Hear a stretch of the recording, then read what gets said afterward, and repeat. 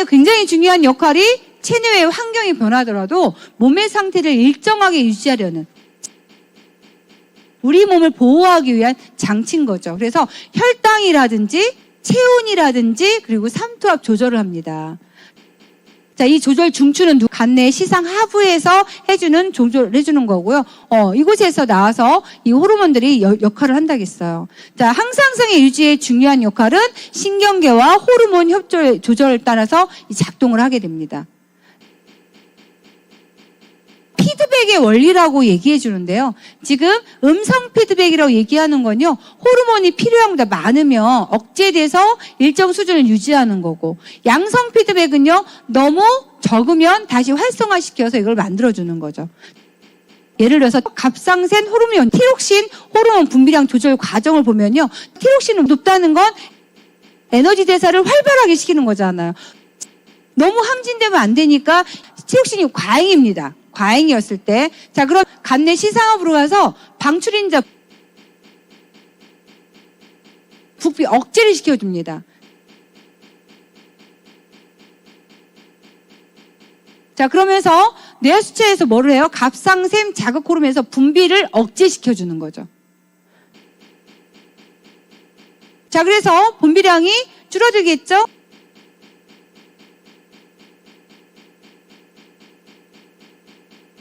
그래서 분비 억제시켜주면서 다시 부족한 상태로 이제 만들어주는 거고요. 자, 이제 티록신이 부족하게 되면 어떻게 사이클이 돌아갑니까?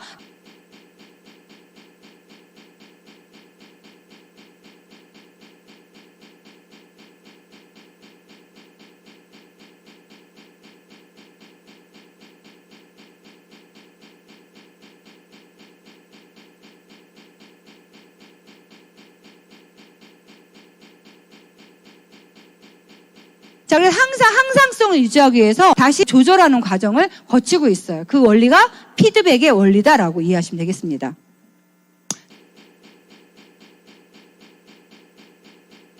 자, 혈당량 조정하는 것도 혈당량은 췌장에서 나오는 거죠. 췌장에서 나오는 거. 글루카곤, 인슐린. 네, 혈당량은 조절을 하고 있다라고 이해하시고 넘어갈게요.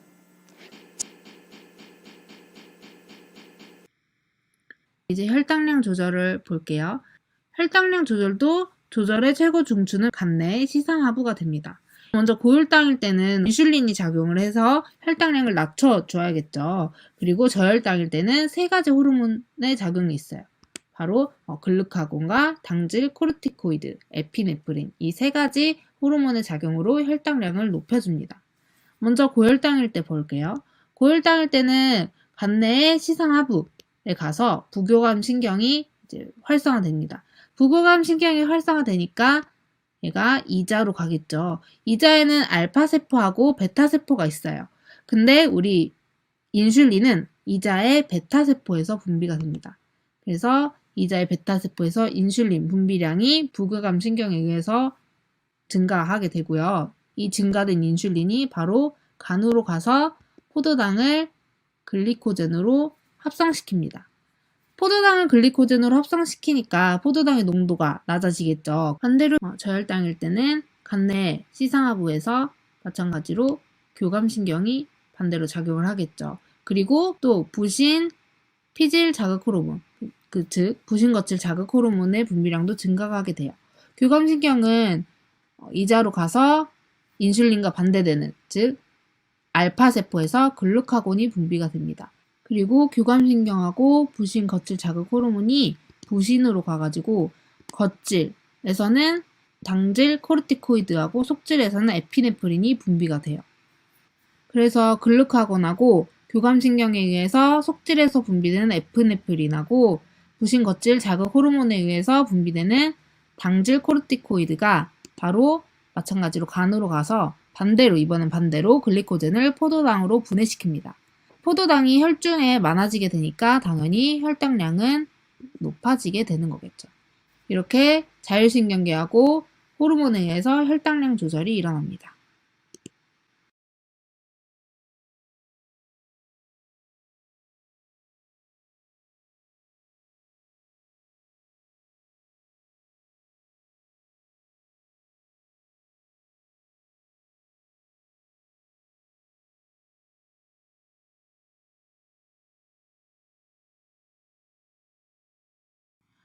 먼저 체온 조절부터 살펴볼게요.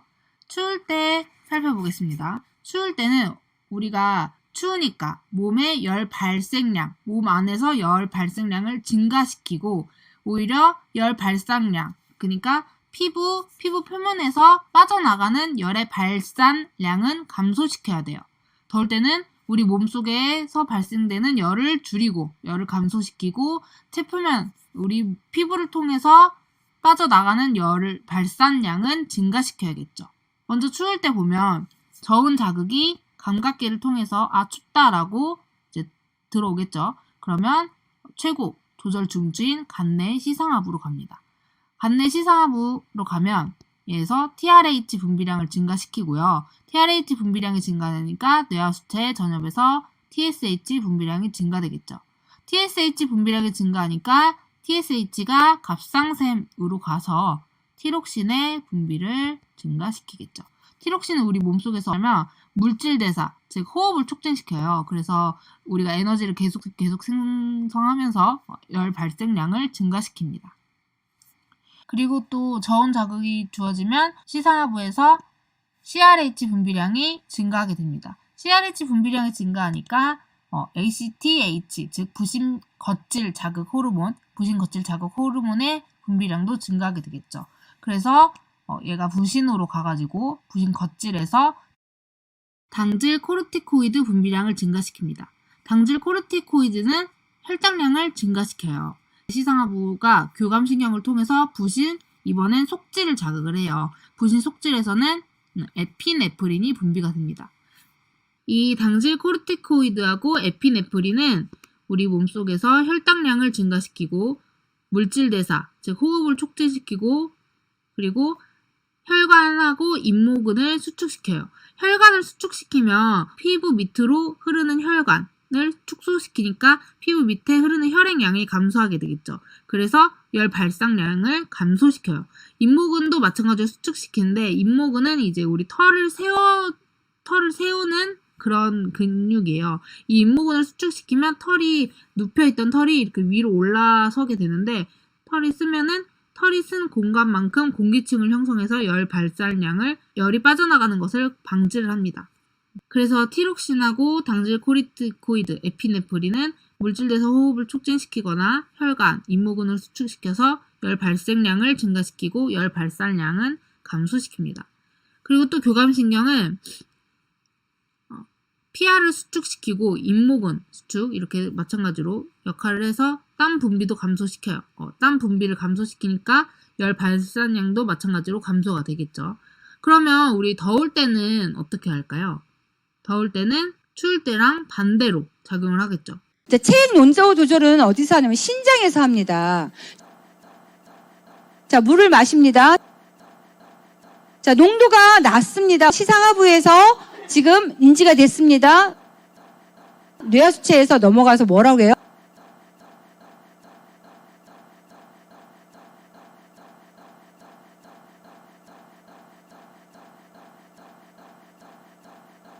항이뇨 호르몬을 분비를 감소시킵니다. 자, 항이뇨라는 것은 오줌 마려운 걸 마렵지 않게 하는 거죠. 오줌 마렵지 않다는 건 수분을 하고 있다는 걸 의미하는 거잖아요. 그쵸?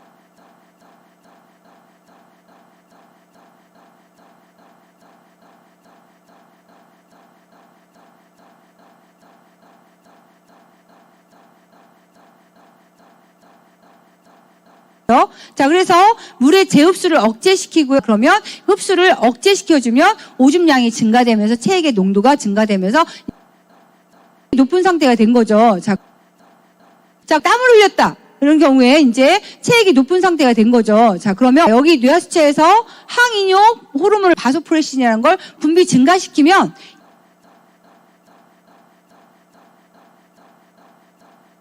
재흡수를 촉진시켜줍니다. 흡수를 촉진시켜준다는 다시 오줌의 양이 감소되는 거고 오줌의 양이 감소된다는 게 보유하고 있는 게 맞는 거죠.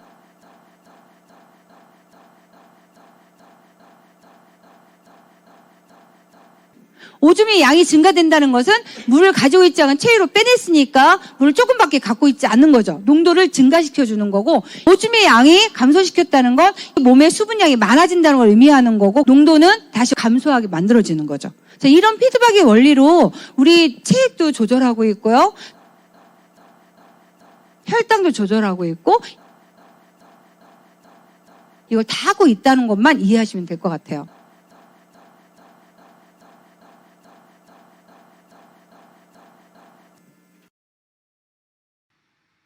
그 다음 삼투압 조절을 한번 볼게요.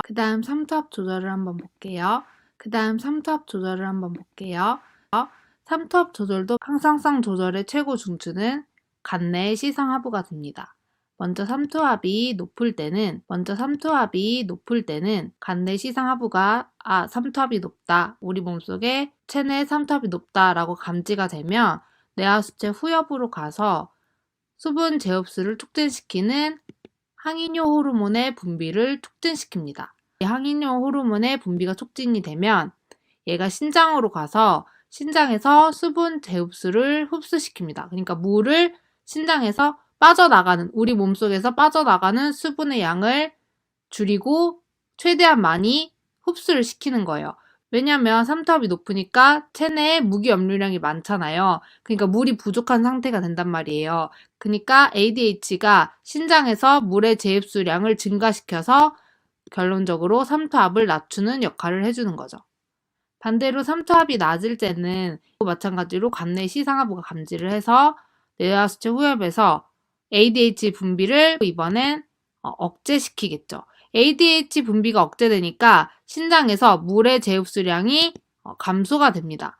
물이 재흡수되는 양이 감소하니까 삼투압은 그 결과 높아지게 됩니다. 이 혈액의 삼투압이 낮아지는 게 이 원인이 다시 뇌하수체 후엽으로 가서 음성 피드백의 작용을 줍니다. 그래서 오히려 억제되는 이 순환 구조로 계속 삼투압이 조절이 돼요.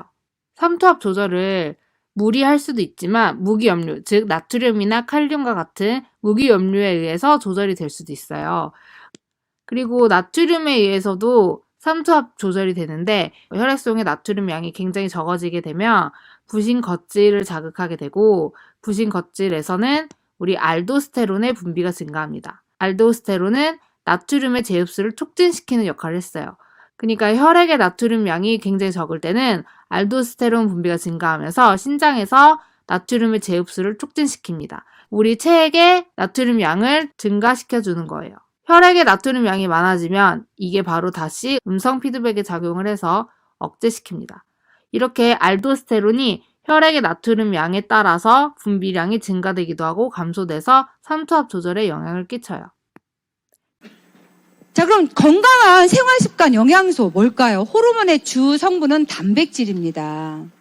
그리고 이제 체온 조절의 건강에서 아이오딘을 충분하게 제공하면 좋겠다. 혈당의 조절 건강은 췌장의 건강이었었어요. 지금 더블엑스에서 췌장에서 수용체 민감성 촉진해주는 크롬과 아연이 들어있습니다. 혈액 속에 있는 혈당을 가져가서 간으로 보내거나 아니면 세포로 넣어주는 역할을 해서 이 혈액 속에 있는 혈당량을 내리게 해주는 역할을 하게 됩니다. 자, 그리고 식이섬유가 당의 흡수를 늦춰준다고 얘기하죠. 천천히. 그래서 췌장 건강에 도움이 되고요. 피를 깨끗하게 해주는 오메가3를 먹으면 도움이 될 것 같고요. 체액의 농도 조절해주는 거, 여기서 콩팥 건강인 건데 물과 함께 오메가3, 칼슘, 무기질. 신장은요, 무기질 영양소라고 했었잖아요. 무기질 섭취해주면 신장 건강 또 도와줄 수 있습니다.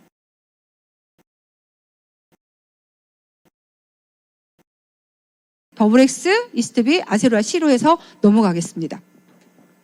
내분비